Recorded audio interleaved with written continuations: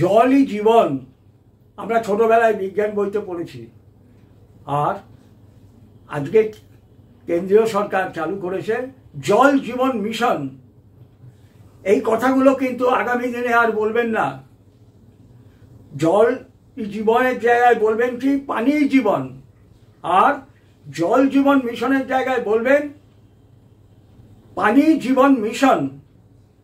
আর এই বাংলার বুকে যদি এইগুলো আপনি না বলেন, আগামী দিনে কিন্তু আপনি ইউএপিএ ধারায়ও গ্রেপ্তার হয়ে যেতে পারেন। হ্যাঁ, ইউএপিএ ধারায়ও, দেশ বিরোধিতার জন্য। কেন এই কথাগুলো বলছি জানেন? আগে আপনাদের একটা ছবি দেখাচ্ছি। এই ছবিটা আপনারা দেখলেন, ছবিটা খুব স্পষ্ট নয়। এবারে আমি আপনাদের একটু ডিটেল বলে দিই। কলকাতার যে আইডি হসপিটাল, সেই হসপিটালের এমার্জেন্সির সামনে বড় বড় করে লেখা আছে কি, একটি বোর্ডে বড় বড় করে লেখা আছে কি,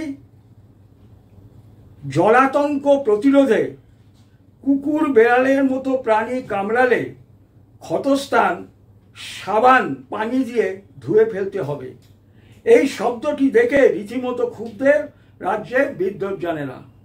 অতীতে যখন লেখা ছিল তখন ওই সতর্ক বার্তা এমার্জেন্সি বিভাগের সামনে জল শব্দটাই লেখা থাকতো। কোন এক অজ্ঞাত কারণে জলের জায়গায় পানি লেখা শুরু হলো। ঠিক যেভাবে কামারহাটির সাগর দত্ত হসপিটালে হিন্দি ভাষায় লেখা জায়গাটা এখন আর নেই, ওখানে উর্দু দিয়ে লেখা আছে। অর্থাৎ হিন্দি তুলে দেওয়া হয়েছে, বাংলা, ইংরেজি আর উর্দু, হিন্দি সব ভাষাটাকে তুলে দেওয়া হয়েছে। যেরকম পাঠ্যপুস্তক থেকে রামধনু শব্দ তুলে রংধনু শব্দটা লাগানো হয়েছে। আগামী দিনের ছাত্ররা কি জানবে? রামধনু বলে কিছু নেই, রংধনুই আছে। যেরকম আব্বু, বাবা, মা এইসব পাল্টে আব্বু, আম্মি, ফাফা, ফাফা, খালা, ফুফা, এই সমস্ত যে শব্দগুলো আরবি উর্দু শব্দগুলোকে ইনক্লুড করা হচ্ছে। এবং বিদ্যাসাগরের যে বাংলা ভাষা, সেই বাংলা ভাষাকে ধীরে ধীরে ধীরে ধীরে সরিয়ে দেওয়া হচ্ছে। রবীন্দ্রনাথ কিন্তু, যারা রবীন্দ্রনাথের কথা কথায় কথায় বলে, আমাদের বর্তমান শাসক দল খুব প্রগতিশীল, রবীন্দ্রনাথ কিন্তু জল শব্দকে জলই বলেছেন। বিদ্যাসাগরও কিন্তু জল লিখেছেন। আরে ছাড় তো, বদের কথা সব ব হয়ে গেছে, ওগুলো সব ব। এখন আধুনিক শব্দ হচ্ছে পানি। বিকাশ রঞ্জন ভট্টাচার্যকে যখন জিজ্ঞেস করা হয়েছে, আচ্ছা পানি কেন লেখা হলো জলের জায়গায়, বললো কি আছে, পানি বললেও তো সবাই বুঝবেন, সবাই বুঝবে পানি মানেই জল। বিকাশবাবু, আপনি বড় উকিল হতে পারেন, আপনি খুব চালাক হতে পারবেন, কিন্তু ভাববেন না সব মানুষ কিন্তু বোকা। সব মানুষ কিন্তু বোকা নয়। আচ্ছা বলুন তো বিকাশবাবু, ওইখানে যদি পানি শব্দটা লেখা থাকতো, পরবর্তীকালে ওই শব্দটা পাল্টে ওখানে জল লেখা হতো, তাহলে আপনি কি বলতেন? এই বিজেপি আমলে সব গণনীতিকরণ হয়ে যাচ্ছে, বাংলার বুকে সব গণনীতিকরণ হয়ে যাচ্ছে, আপনি বলতেন। আর এখন আপনি চুপ করে আছেন। গর্গ চ্যাটার্জি এই ব্যাপারে কোনো কথা বলবে না কেন? ওটা তো পানি আছে। ওটা যদি পানির জায়গায় জল হতো তাহলে গর্গ অমনি লাফিয়ে বুঝতো, ওই উর্দু পক্ষের গর্গ। কাজেই এইভাবে বাংলা ভাষায় ধীরে ধীরে যে প্রচলিত শব্দগুলো, বিদ্যাসাগরী যে ভাষা, রবীন্দ্রনাথ যে ভাষাকে অলঙ্কারিত করেছেন, সেই ভাষাকে পাল্টে আস্তে আস্তে ধীরে ধীরে ভাষার সাম্রাজ্যবাদ শুরু হয়েছে, উর্দু, আরবি। এই প্রসঙ্গে আমি বলি, একজন বিখ্যাত দার্শনিক কি বলেছিলেন, আপনি যদি মনার্কির দ্বারা কোনোদিন পরাজিত হয় কোনো দেশ, সেই দেশের স্বাধীনতা লাভের সম্ভাবনা আছে। যেরকম একদিন ভারত ব্রিটিশের আন্ডারে ছিল, ব্রিটিশের থেকে স্বাধীনতা পেয়েছে, এরকমভাবে পৃথিবীর বহু দেশ মনার্কির দ্বারা পরাধীন ছিল, পরে স্বাধীনতা পেয়েছে। কিন্তু আপনি যদি কালচারালি এবং ভাষাগতভাবে, কালচারালি এবং ভাষাগতভাবে আপনি যদি পরাজিত হয়ে যান, কালচারালি মেনলি যদি কেউ পরাজিত হয়ে যায়, তাহলে কিন্তু তার আর মুক্তি হয় না। তার উদাহরণকে চোখের সামনে হচ্ছে পারস্য। পারস্য দেশটা আছে, কিন্তু বলুন তো কটা লোক পারস্য এই নামটা জানে? সবাই জানে ইরান। অর্থাৎ পারস্যকে কালচারালি, রিলিজনের দিক দিয়ে পুরো পাল্টে ফেলে পারস্য শব্দটা, নামটা পৃথিবী থেকে মুছে দিয়ে ইরান ঢুকে গেছে। আজকের ছেলেরা কিন্তু জানে না। যেরকম আমাদের ছোটবেলায় গ্রামের মূর্খ ইংলিশের টিচার আমাদের শেখাতো SON সন, সন মানে ছেলে, আর SUN সান, সান মানে সূর্য। বাড়িতে এসে যখন আমার গ্র্যান্ডফাদারকে বলতাম, তিনি একটা ব্রিটিশ আমলে একটা ইংলিশ মিডিয়াম স্কুলের টিচার ছিলেন ইংলিশের, তিনি বললেন, আরে না, SON সান আর SUNও সান, দুটোই সান। আলাম না, তোমার কথা আমি শুনবো না, আমার স্কুলের স্যার বলেছে। এখনো ঠিক এই হবে। ধীরে ধীরে বইগুলোতে যখন এই শব্দগুলো ইনক্লুড হতে আরম্ভ করেছে, পরবর্তী যে সন্তান সন্ততি তারা কিন্তু জল আর জানবে না, পানি। যেরকম বাংলাদেশে ওখানকার হিন্দুরাও আর জল বলে না, পানি বলে।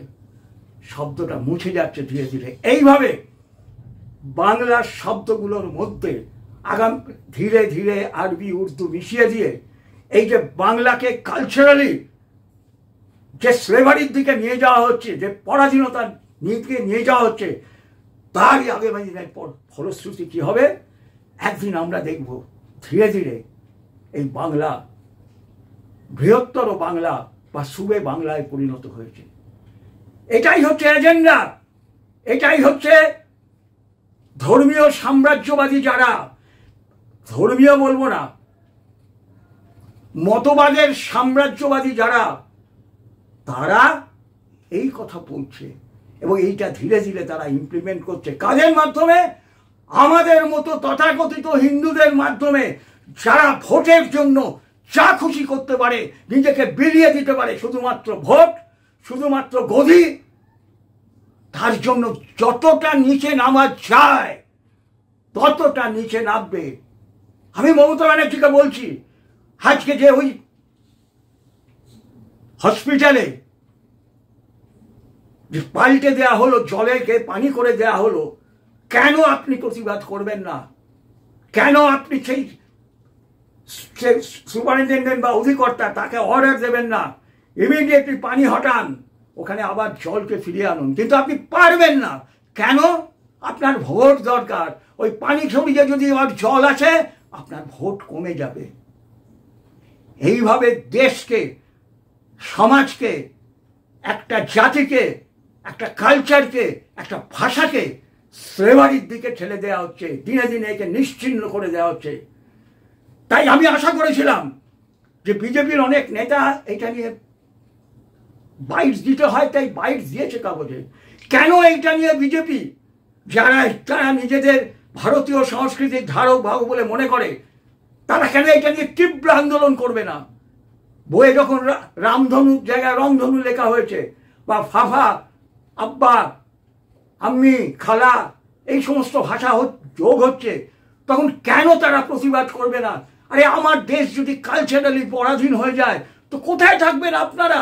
কোথায় আপনারা রাজনীতি করবেন? কোথায় আপনারা মন্ত্রী হবেন?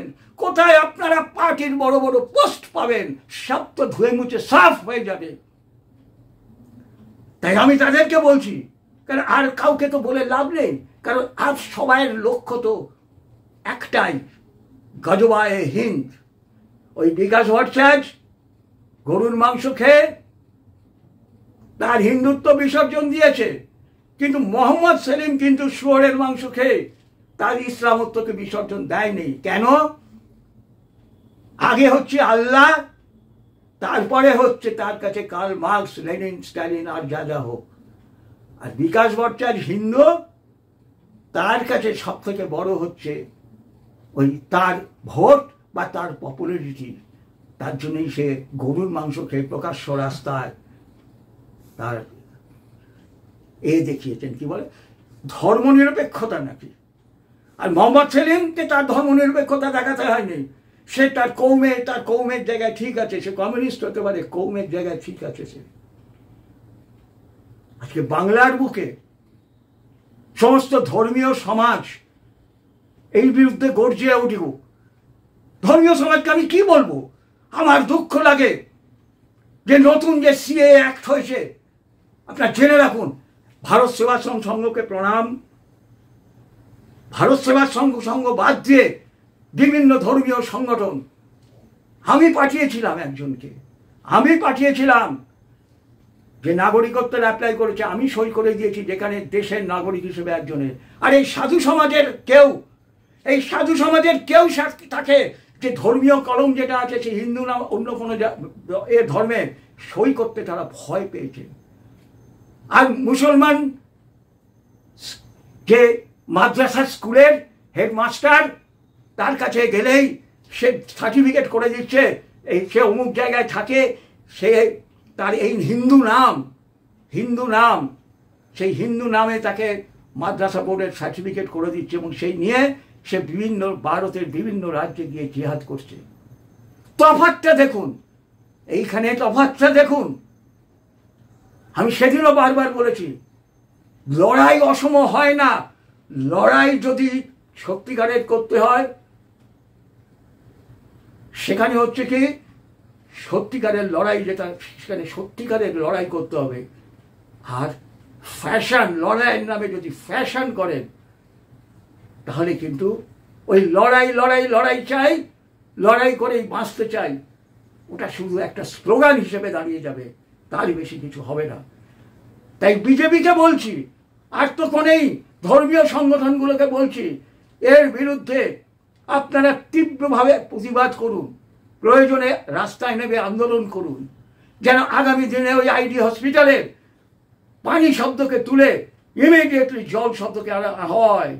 আর এইভাবে যদি আমরা চুপচাপ মেনে নিই, একটা সময় কথা ছিল চুপচাপ ফেলে ছাপ, সেই রকম আমরা যদি চুপচাপ এইসব মেনে নিই, তাহলে দেখবেন পায়ের তলার মাটি ওই আসানসোলের কলিয়ারির মতো, ওপরে দোতলা বাড়ি, নিচে ফাঁকা, একদিন হুশ করে তলায় চলে যাবে।